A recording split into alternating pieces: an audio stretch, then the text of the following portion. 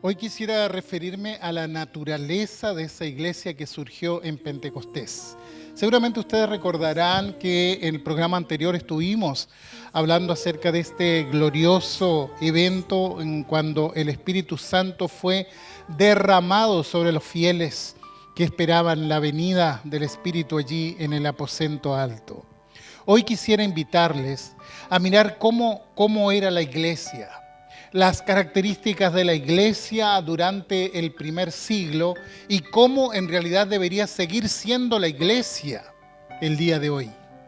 Y para eso no tomaré un pasaje determinado sobre doctrina de la iglesia, como abundan tanto en las cartas paulinas, así también como en las cartas generales del Nuevo Testamento, sino quisiera llevarles a un anexo que pone el apóstol Pablo cuando envía los saludos allí en el último capítulo de la carta a los Romanos, que es el capítulo 16. Fíjese que Pablo nunca había estado en Roma, aunque conocía a algunos hermanos de allí. Él lo había conocido mediante su ministerio en otras ciudades y se daba mucho de que la gente emigraba a Roma, que era la gran ciudad en aquel entonces. Y él en la carta que envía a los hermanos que están en Roma, él manifiesta expresamente su deseo de llegar allá. Les dice allí en el capítulo 1, versículo 11, deseo veros para comunicaros algún don espiritual a fin de que seáis confirmados. Quizás no imaginó que la vez que lo haría en cadenas, pero escribe esta carta tremendamente sistemática en lo que a doctrina se refiere y tremendamente afable también en lo que al amor cristiano se refiere.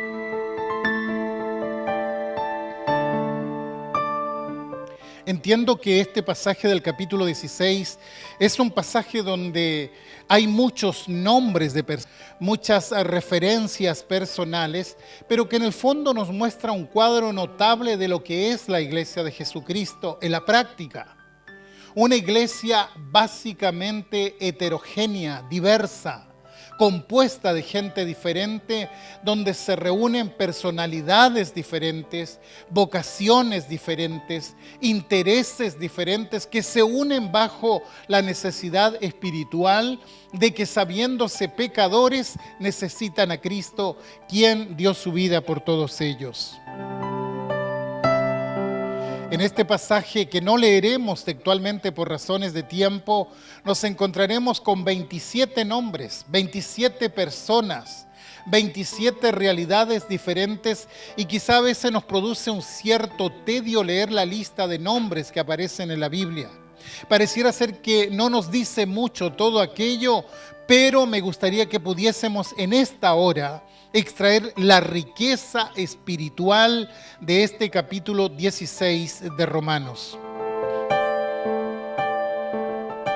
El primer versículo nos presenta a una mujer cuyo nombre es Febe, de la cual se dice es diaconisa de la iglesia en Cencrea. Cencrea era uno de los puertos más antiguos de la ciudad de Corinto. Mucha gente llegaba ahí solamente de paso y luego continuaba su camino hacia los centros más grandes en Asia o Europa. Y Pablo dice de Febe que ella ha ayudado a muchos y a mí mismo. Seguramente cuando llegaban a Cencrea no había muchos lugares donde quedarse a alojar, a dormir, y entonces Febe estaba allí para recibirles en su casa. Y esta mujer Febe fue la encargada de llevar la carta a los hermanos que estaban en Roma en ese momento. Y déjenme decirles que llevar una carta implicaba una gran responsabilidad, más aún considerando el tesoro que contiene esta carta a los romanos, tal y como la conocemos el día de hoy. No hay duda que fue la encargada de transportar este verdadero tesoro doctrinal consigo. No cualquiera podía llevar una carta, necesariamente tenía que ser una persona íntegra, una persona de confianza que la iba a cuidar y la iba a entregar a quien correspondía. Pablo dice que Febe era diaconisa en la iglesia de Cencrea. Y quisiera explicar esta definición diaconisa. Esta definición no tiene nada que ver con un título determinado dentro de la iglesia. Simplemente revela que ella era una servidora, que era una sierva, una mujer con un notable espíritu de servicio, como muchas hermanas y hermanos dentro de una congregación. Qué importantes son las febes dentro de las iglesias cristianas. Dice Pablo: os recomiendo además a nuestra hermana Febe, la cual es diaconisa de la iglesia en Cencrea, que la recibáis en el Señor como es digno de los santos, y que la ayudéis en cualquier cosa en que necesite de vosotros, porque ella ha ayudado a muchos y a mí mismo. Seguramente no todos la conocían en la iglesia en Roma. Ella era enviada en ese momento para llevar esta carta. Es probable que hasta allí haya surgido hasta una cierta sospecha en torno a esta mujer. Por eso Pablo, que la conoce muy bien, la recomienda y pide que sea recibida con la honra debida a un hermano en Jesucristo. Les dice: como es digno de los santos, así recíbanla. Como a un hermano, como a una hermana en este caso, como a alguien de la familia de la fe. En otras palabras, Pablo la avala como una mujer de Dios ante la iglesia en Roma. Como decía, que Dios bendiga a las mujeres siervas en su obra, que trabajan arduamente en el servicio a la obra de Jesucristo. He tenido la dicha de conocer estas febes en algunas iglesias y creo que su recompensa será muy grande cuando entren en gloria. Y una vez presentada Febe, Pablo pasa a nombrar una larga lista de personas que constituían la iglesia cristiana allí en Roma. Ahora, ¿cómo sabe estos nombres? Bueno, sin duda que él había estado en contacto con algunos de ellos, con Priscila y Aquila, por ejemplo, que llegaron hasta Roma y conocían la iglesia. Básicamente entablaron una amistad con Pablo, según nos narra el libro de Hechos, capítulo 18. Este matrimonio conoció a Pablo por primera vez en Corinto.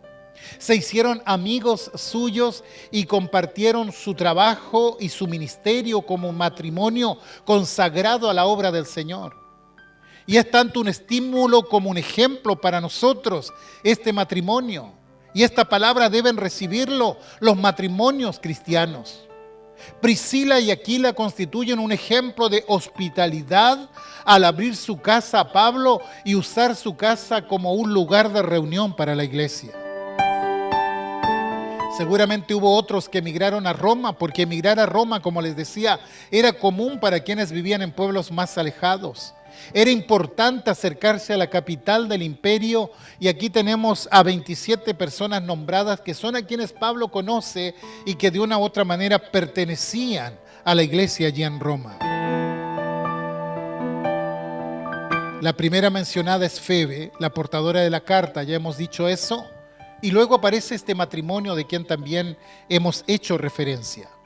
Priscila y Aquila, a quienes Pablo llama mis colaboradores en Cristo Jesús, que expusieron su vida por mí, a los cuales no solo yo doy gracias, sino también a todas las iglesias de los gentiles. Saludad también a la iglesia de su casa. Como les decía, benditos los matrimonios que donde ambos corren en pro del servicio de Jesucristo, donde ambos corren riesgos por amor a Cristo, donde ambos están prestos a abrir sus hogares para su hermandad en Cristo por amor a Jesucristo. Y ellos dicen que tenían una iglesia en su casa en ese momento. El verso 5 nos presenta a un tal Epeneto, de quien dice: saludad a Epeneto, amado mío, que es el primer fruto de Acaya para Cristo. Si hilamos un poco más fino, podríamos decir que este hermano Epeneto era de los hermanos más nuevos en la iglesia de Roma. los que recién estaban comenzando su carrera cristiana. ¿Por qué? Porque Acaya era una provincia recientemente evangelizada. Quiere decir que era nuevo en la fe. Un hombre que había hecho una profesión de fe y que había seguido creciendo en su fe. Pero era un hermano relativamente nuevo en las cosas del Señor. Y a través de Epeneto me gustaría decir: Dios bendiga a los hermanos nuevos, a los que están comenzando su carrera cristiana, para que se afirmen, se fortalezcan y nunca se aparten de ella. Que Dios confirme a aquellos que recién están comenzando su carrera de fe. Más adelante en el verso 6, Pablo menciona a María, la cual ha trabajado mucho entre vosotros. Y aquí tenemos a otra sierva, claramente. La Febe de Roma está acá. Ha trabajado mucho, dice, ha trabajado arduamente entre vosotros. Pregúntese por un momento. Llevemos esto a nuestra propia consideración personal. Si Pablo tuviera que decir algo sobre usted o sobre mí, ¿qué diría él? ¿Qué escribiría? ¿Reconocería su compromiso con la obra del Señor? ¿Pondría su nombre en relieve considerando su arduo trabajo entre los creyentes? Que Dios bendiga a quienes se pueden identificar con estas personas como Febe. El verso 7, allí Pablo menciona a Andrónico y a Junias.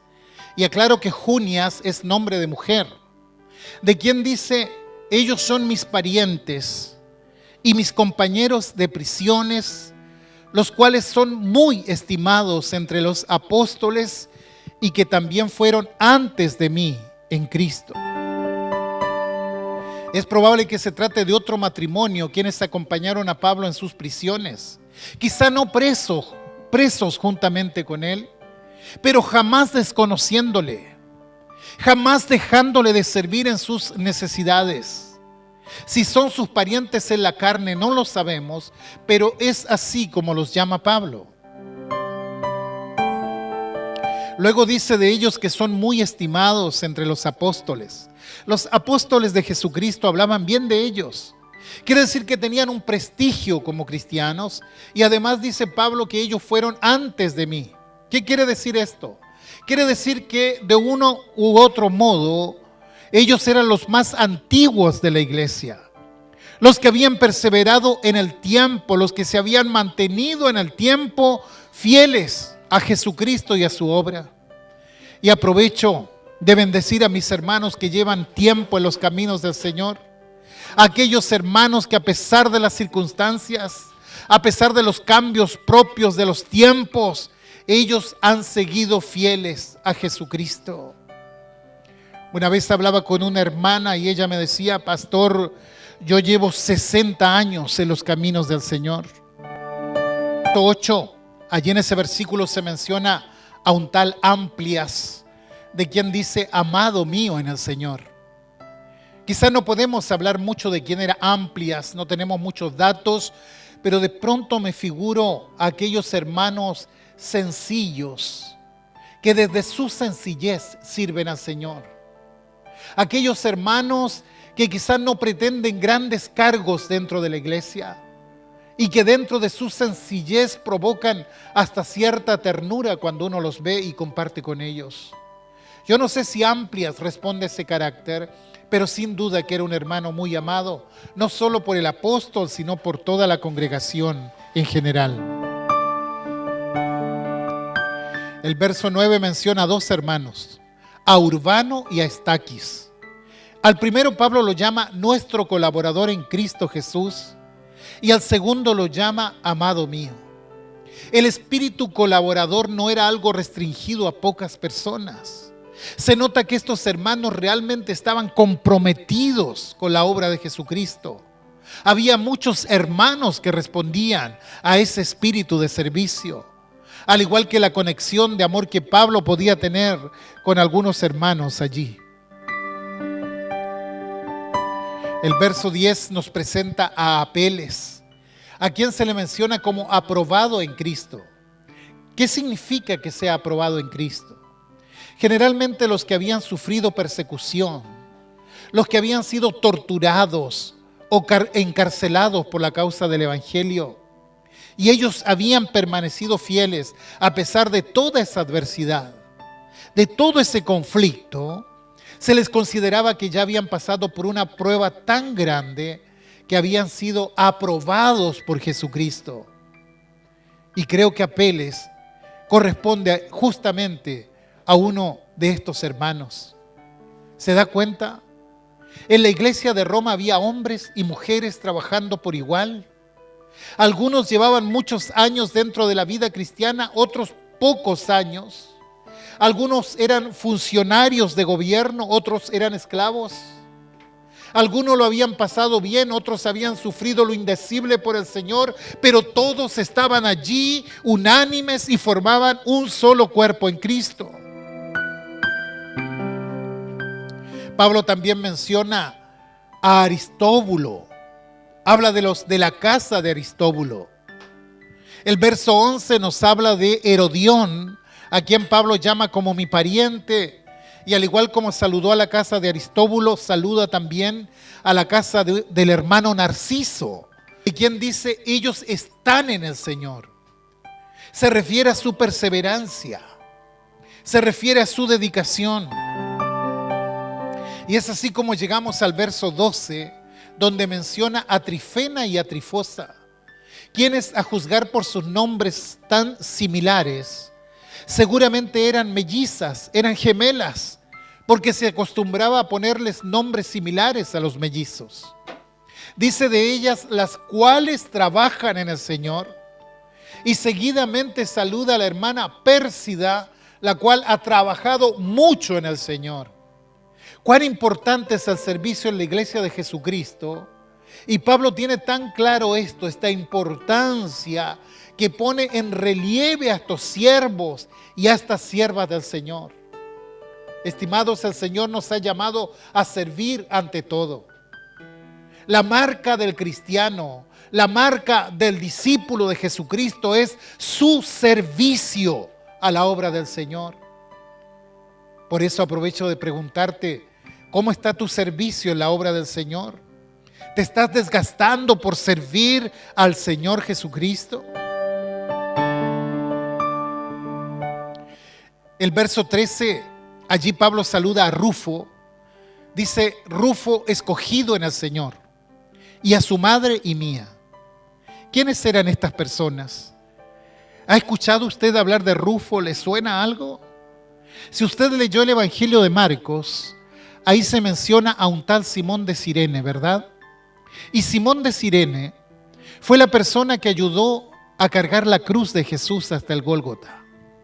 Y Marcos, que escribe su Evangelio pensando justamente en los romanos, él dice en el capítulo 15, verso 21, que Simón de Cirene era padre de Alejandro y de Rufo. Y este versículo es muy interesante, porque por lo general cuando se menciona al padre no se tomaba como referencia a los hijos. Sin embargo, aquí ocurre lo contrario. Se menciona a los hijos para referirse al padre. ¿Y por qué Marcos hace esta aclaración? Porque claramente Rufo era un hermano prominente de la iglesia en Roma. Y qué tremenda herencia espiritual tenía este hermano. Su padre fue aquel varón que fue obligado a cargar la cruz del Señor. Y Rufo sin duda constituía uno de los primeros cristianos allí en la iglesia de Roma. En otras palabras, Rufo era uno de los más antiguos de la congregación, junto a Andrónico y a su esposa Junias, y de la madre de Rufo, de quien Pablo dice, su madre y mía también. Y yo me pregunto, ¿qué habrá hecho esta mujer a favor de Pablo, que la consideró una madre para él? ¿Cómo lo debe haber tratado para que él dijera de ella, no solamente es madre de mi amigo y de mi hermano Rufo, sino que es como mi propia madre? Una vez más, aprovecho de bendecir a esas hermosas mujeres, tiernas mujeres, que se han convertido en verdaderas madres espirituales, especialmente de los más jóvenes o de los más nuevos de la iglesia del Señor. Aquellas maestras del bien, como dice Pablo a Tito en su palabra. Rápidamente el verso 14 menciona a 4 hermanos más: a Asíncrito, a Flegonte, a Hermas, a Patrobas y a Hermes, y a los hermanos que están con ellos. Sin duda ocupaban un lugar muy importante en el corazón de Pablo. Seguidamente en el verso 15 menciona un tal Filólogo, una tal Julia, un tal Nereo y a su hermana y a Olimpas, y luego dice y a todos los santos que están con ellos. Y si ustedes se fijan, son muchas las mujeres que son mencionadas en esta lista. Alégrense las mujeres que sirven al Señor desde la iglesia. Ellas marcaban presencia en la iglesia de Roma, como seguramente muchas de las hermanas que me están escuchando en este momento. Y fíjese que esto no es menor, porque muchas veces se cree equívocamente que la fe cristiana ha segregado a la mujer. Bueno, cuando le digan eso, muéstrele este capítulo, como muchas otras referencias bíblicas que reivindican el rol de la mujer cristiana. Cuán importante era la mujer, cuán importante es el rol de la mujer dentro de la iglesia. Bendita aquellas mujeres que se esfuerzan en el Señor. Siempre que voy a una iglesia, partiendo por la iglesia a la cual por gracia el Señor me ha permitido ministrar, las mujeres son mayoría. Ellas tienen una capacidad tremenda de organizarse y de trabajar, que tanto bien han hecho y siguen haciendo a la obra de Cristo.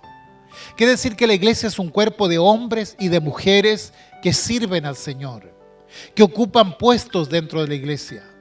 Por tanto, no veo la segregación de la mujer en la iglesia de Cristo. En el paganismo sí lo veo.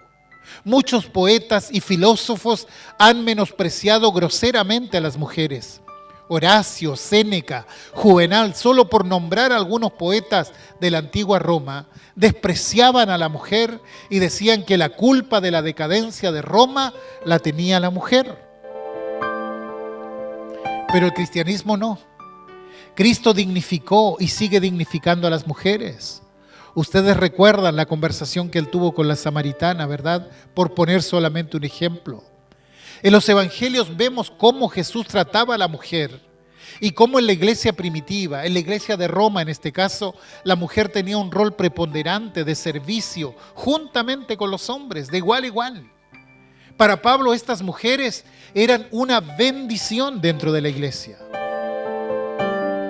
Luego, siguiendo con la lectura, podemos notar que Pablo no solo él manda saludos. Fíjese en el verso 22, dice: y yo, Tercio, que escribí la epístola, os saludo en el Señor. Os saluda Gayo, hospedador mío y de toda la iglesia. Os saluda Erasto, tesorero de la ciudad, y el hermano Cuarto.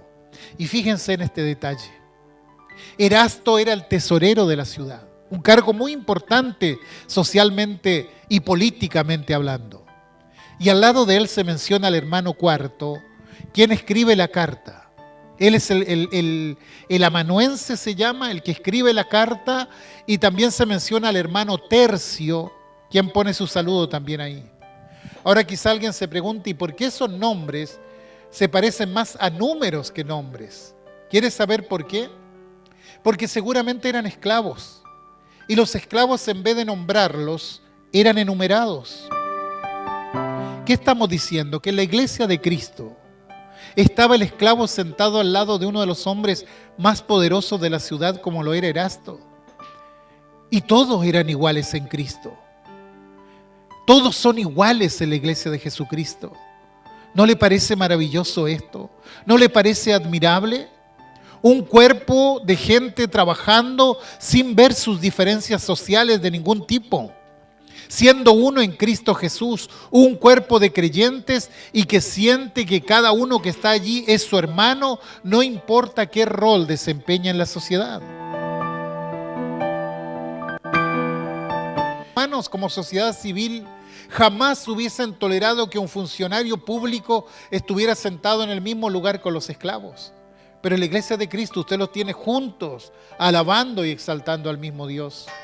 Quiere decir que con la irrupción de la iglesia de Cristo, algo cambió en el mundo. Ahora estaba este cuerpo de Cristo presente en la historia, y en este cuerpo no había discriminación ni entre hombres ni mujeres, ni entre siervos ni libres, ni entre funcionarios esclavos. Llegaron todos a Cristo como pecadores y en Cristo estaban igualados, y cada uno cuando salía cumplía con su misión. Pero la iglesia era eso, un cuerpo en Cristo, miembros los unos de los otros, hombres y mujeres que trabajaban por igual, en armonía, uniendo esfuerzos. Estaban los hermanos antiguos, los hermanos nuevos, considerándose en paz como hermanos en Cristo. Nadie venía y le echaba la jineta encima al hermano más nuevo, diciéndole: tú no sabes, yo llevo tantos años en la iglesia. No, había un sentido de igualdad, un sentido de armonía, un sentido de amor del uno para con el otro. Quiere decir que en una misma congregación podemos ver a cristianos de años, los de la vieja guardia, como podríamos decir, pero también estaban los más jóvenes, los más nuevos, y todos juntos lidiaban por establecer la iglesia de Jesucristo en ese lugar. Quiere decir que no existía tal cosa como una brecha generacional, que no había una división entre los hermanos antiguos y los hermanos nuevos. La iglesia de Cristo no conoce barreras, todos son uno en Cristo Jesús. Pablo a los Gálatas les dice: porque todos los en Cristo, de Cristo estáis revestidos. Ya no hay judío ni griego, no hay esclavo ni libre, no hay varón ni mujer, porque todos vosotros sois uno en Cristo Jesús. Quiere decir que cuando llegamos a Cristo todos somos iguales. Delante del Señor no hay diferenciación. En esta iglesia todos funcionaban de un modo unánime, sin importar las diferencias de género, económicas o etarias, de ningún tipo. Todos los grupos sociales funcionaban en un plano de igualdad. Y aquí tenemos un formidable ejemplo de lo que es la iglesia de Jesucristo. Vemos aquí a la iglesia como un cuerpo solidario de un amor expresado en obras. En el verso 23 Pablo menciona al hermano Gallo, de quien dice: hospedador mío y de toda la iglesia. Es decir, este hermano había abierto las puertas de su casa para que se reunieran las iglesias, ya que no tenían templo en ese lugar. Todo esto en Corinto, por supuesto. Presumo que él, un hermano en la fe, se acercó a Pablo un día y le dijo: hermano Pablo, yo tengo una habitación grande en mi casa, allí podemos hacer las reuniones. Claramente la iglesia era un cuerpo que trabajaba al servicio de Dios y al servicio de los demás. Febe ayudaba a muchos. Priscila y Aquila colaboraban con Pablo. Trifena y Trifosa eran muy trabajadoras, y la lista suma y sigue. Todos trabajaban y todos se reunían para alabar al Señor y aprender su doctrina. En resumen, la iglesia era un grupo heterogéneo, pero sin diferencias espirituales. Mujeres y hombres, libres y esclavos, viejos y jóvenes, judíos y gentiles, europeos y asiáticos, y todos se recibían con gozo el uno al otro en el Señor. Es decir, se cumplía lo que dice el verso 7 del capítulo 15 de Romanos, cuando dice: recibíos los unos a los otros, como también Cristo nos recibió, para gloria de Dios. Cristo nos recibió a todos, a ninguno le pidió su currículum antes de recibirlo. Y así como Él nos recibió, nosotros tenemos la obligación solemne de recibirnos unos a otros tal como Él lo hizo por nosotros. Esto es lo que da fuerza a la iglesia, ese amor expresado en la unidad y el servicio en la obra de Cristo. Ese trabajo en conjunto es lo que fortalece a la iglesia y la hace madurar. Creo que tenemos el deber solemne de rescatar esto de la iglesia, esa unidad en medio de la diversidad. Por tanto, no podemos formar grupos homogéneos dentro de la iglesia, que todos los intelectuales están por aquí, que los de la clase alta están por allí, que los inmigrantes los tenemos por acá, que los jóvenes están allá, que los pentecostales están acá, los renovados están en este otro lado. No, porque la iglesia de Jesucristo no es así. La iglesia de Cristo no reconoce barreras. La iglesia de Cristo es para todos. Es un lugar donde nos ayudamos todos. donde unos a otros nos amamos en Cristo, porque ese es el gran testimonio frente a una sociedad que se sigue dividiendo y se sigue segregando día a día, a pesar de que dice que no es así.